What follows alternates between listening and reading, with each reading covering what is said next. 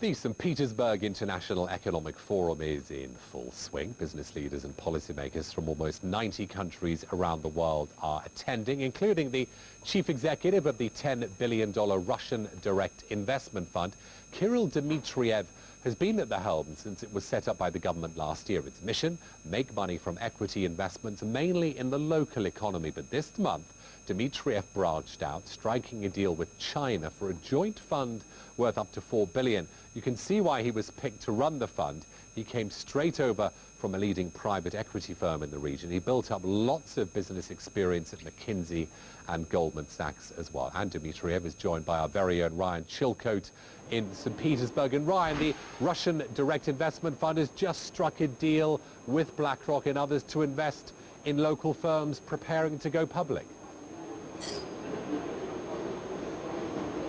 That's right. It's white nights in Russia, in St. Petersburg right now. The sun set at about 4 in the morning, and Kirill Dmitriev was out there the whole night wooing investors. That's right. Thanks for joining us, Kirill. Look, walk us through this deal that you did yesterday. The whole idea is to incentivize investment in companies that are going to list in Russia. That's it? Yeah, exactly. So we have a consortium of a couple of leading investors in the world. It's BlackRock, it's Templeton, it's Goldman Sachs, and us, who are going to invest in some companies in Russia pre-IPO.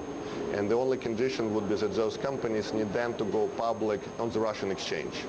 And we see a huge number of opportunities in that space. You're looking at for companies that would have a valuation of an IPO valuation of about $100 million. Is that right? Well, I think our investment is going to be around $100 million, and actually in each given company, something like that. And that would be for like a 2-3% stake in these companies? No, I think we'll try to go maybe for a little bit larger stake, but the idea is not to obviously have a very large stake. It's going to be a pre-IPO investment at a discount to future IPO price. What kind of discount? 30%? Well, I think we don't want to go into specific numbers, but it's going to be a good return over the next couple of years before the IPO. So $100 million, that means that your fund puts up 50, and then between these three, other, BlackRock, Goldman, or we could put a little bit less. Or we could put a little bit less. I think we'll do it each deal individually. So it's basically a consortium that will decide on a case-by-case basis. Sounds like a good idea, but these companies, they haven't actually committed any money yet, have they? Well, no, but they have lots of money under management, and they're committed to doing deals in Russia. Now, the fund that has committed yesterday, which is the second big news, is Kuwait Investment Authority, because they committed $500 million, yes, to co-invest automatically in all of the deals that Russia Direct Investment Fund is going to do. Let's go back to the pre-IPO thing. I just want to, it's going to be difficult, isn't it? I mean, there's only been one IPO so far this year in Moscow. Yeah, and that's exactly why we believe there is a huge opportunity, because if you look at capital markets, they're not very good for IPOs right now, and we also don't want to, assume that the markets are going to improve very quickly. So we are going to look at some opportunities, and basically if IPO happens, great. If not, we'll ask to basically that investment would be converted at a pretty low valuation. Why is it that Russian companies always IPO in London and New York and not Moscow? Well, there is, at this point, quite a bit more liquidity in London, so this is something we want to improve and have more liquidity in Moscow.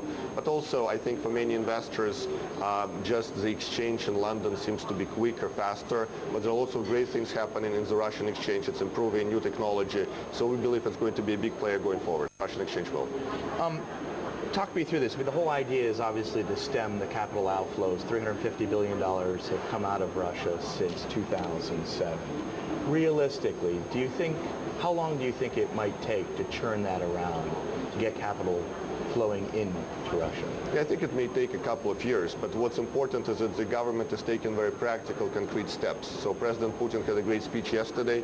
He talked about moving Russia from 120th place on ease of doing business to 20th place, and government has 22 specific roadmaps in all sorts of things, improving governance, improving customs. So we believe it will take some time, but it's not going to be 5 or 6 years. It's a question of a couple of years. Also, direct investment in Russia actually increased. So foreign direct investment went to 53 billion from 40 billion in just 1 year, 21% increase. Investors are obviously going to be watching where you put your money. what kind of companies are you looking at?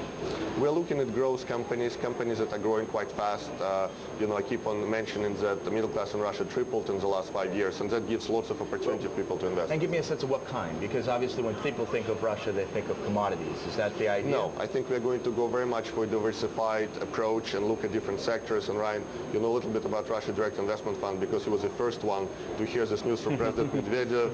He was the first one to report on it. So it's a very diversified approach. We want to diversify economy, look at all sorts of sectors in the economy. Also, can you give me a little bit more specific sense? Logistics, agriculture, energy efficiency, healthcare. Private healthcare is a great example, starting from very small base because during Soviet times it was all public, increasing dramatically fast because middle class is increasing. What would you say to the people out there, the skeptics, that will say, well, this is a great deal for BlackRock, for Goldman Sachs, because this is, they're the guilted ones in this, aren't they? They've been selected to have to work with the government to create a positive image of the investment climate.